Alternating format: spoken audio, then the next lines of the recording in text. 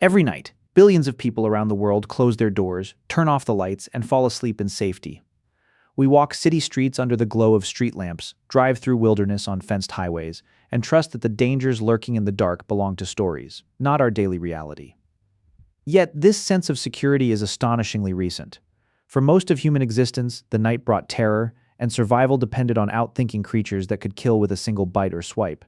But where did this ability to escape predators actually come from? Imagine the African savanna 2 million years ago.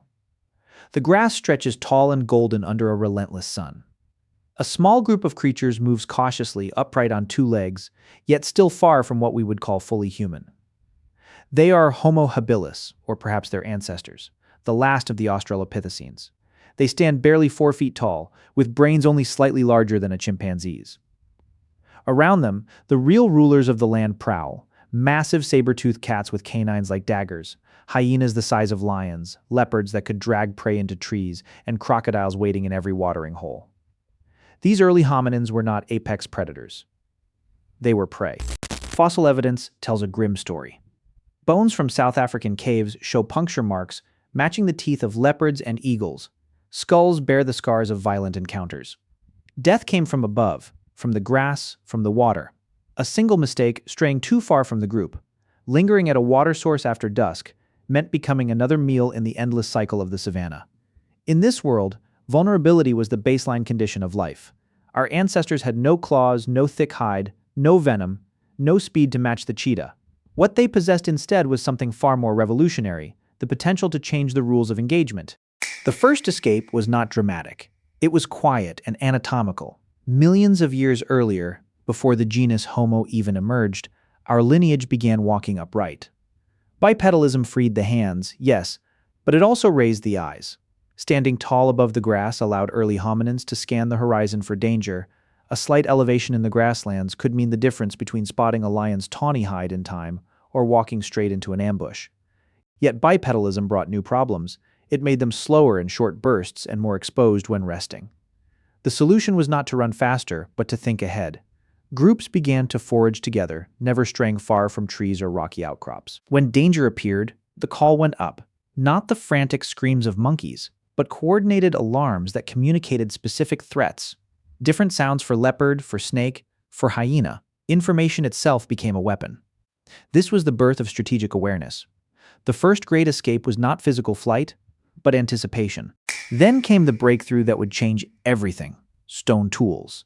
Around 3.3 million years ago, and more systematically by 2.6 million years ago with Homo habilis, our ancestors learned to strike one rock against another to create sharp edges.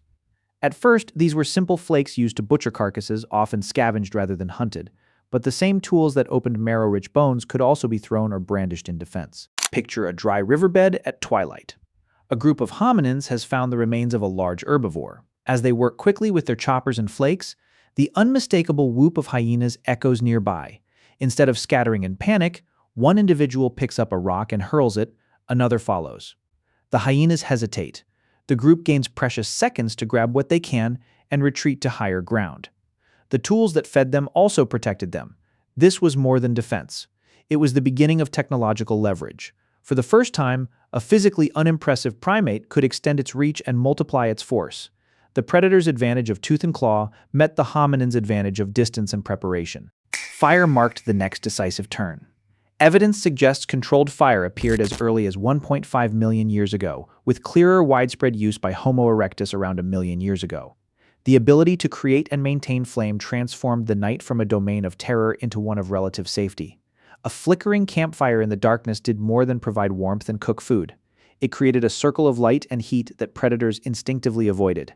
Big cats, adapted for stealth and ambush, found the bright flames disorienting and the smoke irritating. The same fire that roasted meat and hardened spear tips allowed the group to stay awake in shifts, telling stories, planning tomorrow's movements, strengthening the bonds that made collective defense possible. Fire also extended the day. With light after sunset, tool-making, planning, and social interaction could continue. The brain, already growing larger in response to complex social life and tool use, now had more hours to develop. Cooking made food easier to digest, freeing energy for that larger brain. A virtuous cycle began: better tools, better protection, better nutrition, bigger brains, even better strategies. Homo erectus took this package and walked out of Africa. Their fossils appear across Eurasia, from Georgia to Java. They survived ice ages and unfamiliar predators because they carried with them the portable technologies of survival: fire, tools, knowledge of the landscape, and the ability to cooperate at a level no other animal could match. As populations grew and environments changed, new threats required new solutions.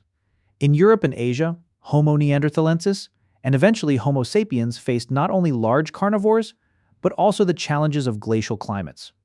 Caves became sanctuaries, natural fortresses that predators found difficult to enter.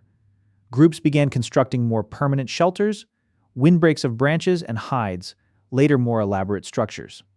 They crafted sophisticated weapons, spears with fire-hardened tips, atlatls that could throw projectiles with tremendous force, and eventually bows and arrows. The archaeological record reveals increasing sophistication. At sites like Blombos Cave in South Africa, dating back 70,000 years, we find evidence of symbolic thinking, ochre used for art, shell beads, complex toolkits. This cognitive leap was inseparable from survival. The ability to imagine a predator's behavior, to plan traps, to coordinate group hunts or defenses, all flowed from the same mental architecture that produced art and language. Language itself was perhaps the ultimate predator escape technology. Precise communication allowed warnings to travel faster than sound across a landscape.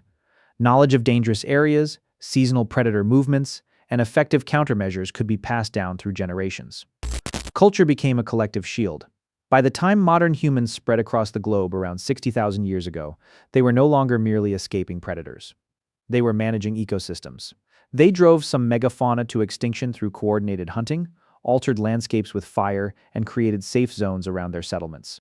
This mastery came at a profound cost and carried unexpected consequences. The same intelligence that outwitted lions and bears eventually turned inward. Competition between human groups introduced a new kind of predator. Other humans, fortifications, weapons, and strategies once developed against animals found new applications in warfare, yet the fundamental pattern remained: cooperation and foresight as the path to safety. The agricultural revolution around 12,000 years ago brought another shift. Permanent villages and then cities allowed for walls, organized guards, and domesticated animals that provided early warning. The wild predators receded to the margins. By the time of the first civilizations in Mesopotamia, Egypt, and the Indus Valley, the immediate threat of being eaten had largely been solved for those living within settled societies. The focus turned to human threats, disease, and the management of resources. Yet even then, the ancient instincts remained. Children still fear the dark. We still scan our surroundings for movement. Our adrenaline surges at unexpected sounds. These are echoes of a time when vigilance was not paranoia, but life itself. Today, we live in a world our ancestors could scarcely imagine. The predators that once haunted every step have been pushed back, hunted, confined to reserves, or driven extinct. We have lights that banish night, structures that withstand storms and claws alike, and systems of law and technology that provide layers of protection our forebears never dreamed of.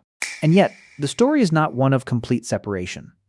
Every time you lock your door at night, every time you choose a well-lit street, every time you instinctively glance over your shoulder in an unfamiliar place, you are participating in a tradition that stretches back millions of years. The feeling of safety we take for granted is built on countless generations of clever, terrified primates who refuse to be easy meals. The next time you step outside after dark, or hear an unexplained noise, or simply feel that ancient prickle at the back of your neck, remember, you are the descendant of those who turned vulnerability into vigilance, fear into foresight, and the constant threat of death into the foundation of human triumph. Our escape from predators was never a single moment of victory. It was a long, patient collective act of becoming something more, something that could reshape the world rather than simply survive it. And in doing so, we made the ordinary miracle of waking up safe each morning possible.